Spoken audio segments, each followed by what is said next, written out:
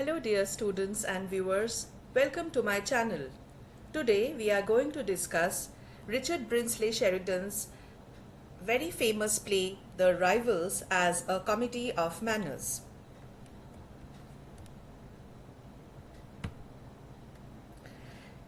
Sheridan was an Irish-born playwright, impresario, orator and a Whig politician.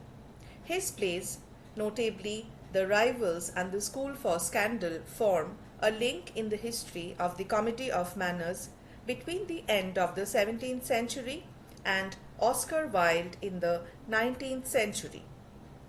The Rivals was Sheridan's first play. At the time, he was a young newlywed living in the sea resort town of Bath.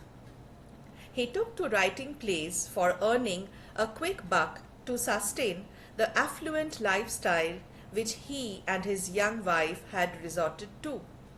He is known for his plays such as The Rivals, The School for Scandal, The Duenna and A Trip to Scarborough.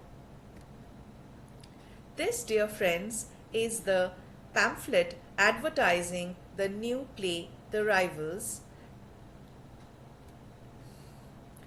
The play was first performed at Covent Garden, London on 17th of January 1775.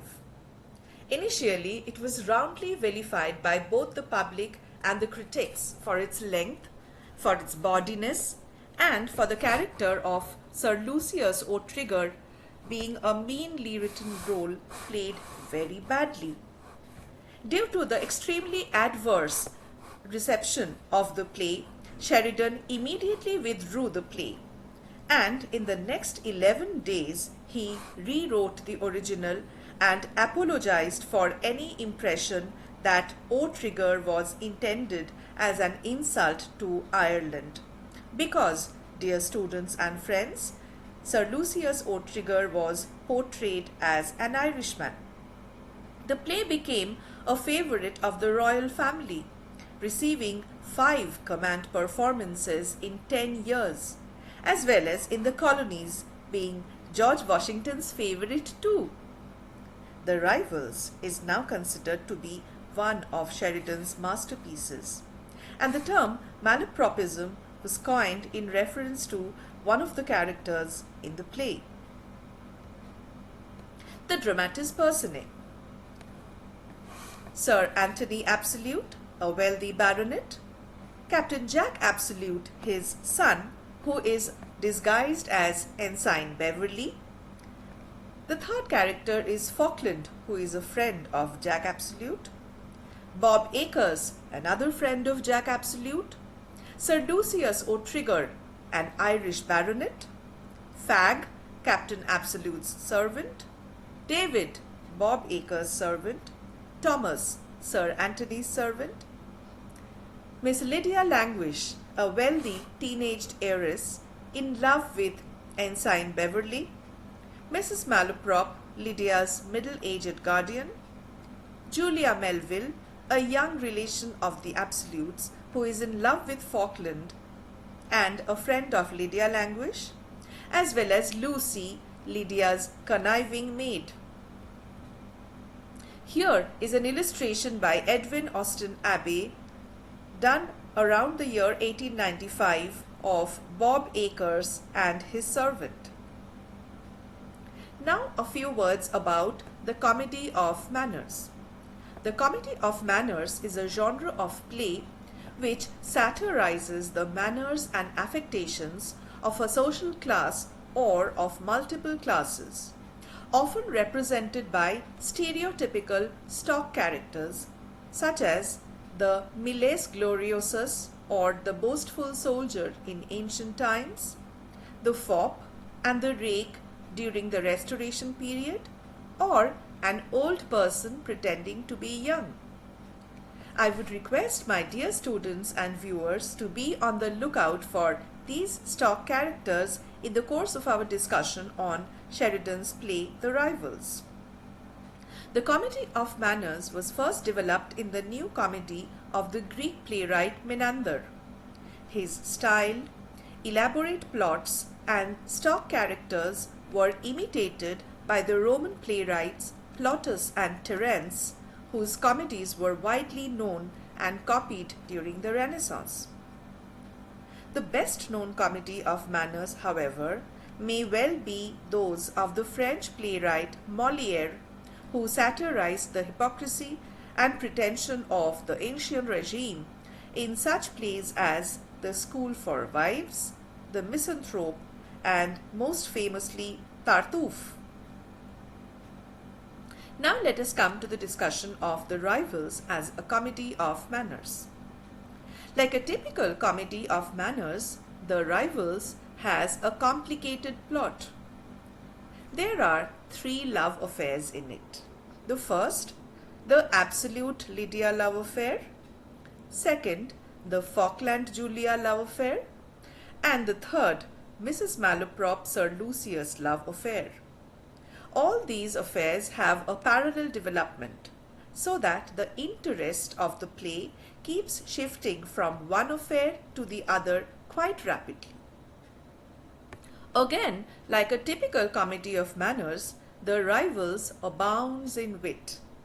The wit of Captain Absolute, the wit of Sir Anthony, the wit of even Sir Lucius, and that of Bob Acres, who are otherwise the targets of the play's satire, enliven the dialogues of the play and add sparkle to its comic appeal. The portrayal of Lydia is a satire on the romantic notions which young fashionable girls of upper-class families of the time entertained. She is represented as being fond of reading romantic novels and stories. And fed on such stories, she does not want a conventional and routine kind of wedding, and instead wonders and imagines about such runaway elopements as she reads about the novels herself.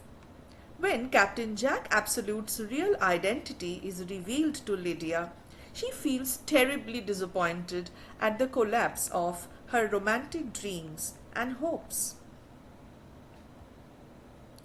The Falkland-Julia love affair is undoubtedly a parody of the sentimental comedy of the 18th century. Julia is portrayed as an excessively sentimental girl, while Falkland is portrayed as the most whimsical and eccentric lover. Sheridan also makes us laugh out at some of the contemporary fashions. When Bob Acres comes to Bath, he decides to discard his country clothes and to dress himself according to the fashion prevailing in the city. He tries to practice some French dancing steps and discovers to his disappointment that his are true-born English legs which can never learn French dancing steps. Both the points mentioned here elicit uproarious laughter. We also have an image of a caricature of Sheridan as a bottle of sherry. One of the most striking features of The Rivals is witty dialogue. The manner in which Sir Anthony snubs and scolds his son Jack Absolute for disobeying his wishes, and Captain Absolute's dialogues with Mrs. Malaprop when he meets her first, as well as Sir Lucius dealing with Acres in The Rules of Dwelling, are extremely witty pieces of conversation. Humorous and farcical situations are also generally found in a comedy of manners. In The Rivals, we have ample examples of that. Captain Absolute's disguising himself as Ensign Beverley and then unmasking himself when finally he has to face Lydia in his true character is an example of such a situation. Thirdly, instead of moral sentiments, Sheridan provides quick and witty dialogues, fast-moving actions with highly comic situations, and above all, the absence of any serious complication or conflict. Here, dear friends and students, are some images of the play, The Rivals. The second image from the top is that of Mrs. Malaprop, who tries to dress as a very young woman. The third image is that of her being courted, and so on. If you want to have a look at the dramatic production itself, you can please watch these two YouTube links. I hope that this discussion will help you understand The Rivals as a comedy of manners, as well as how the anti-sentimental trait was practiced by dramatists such as Sheridan. Thank you. Happy viewing.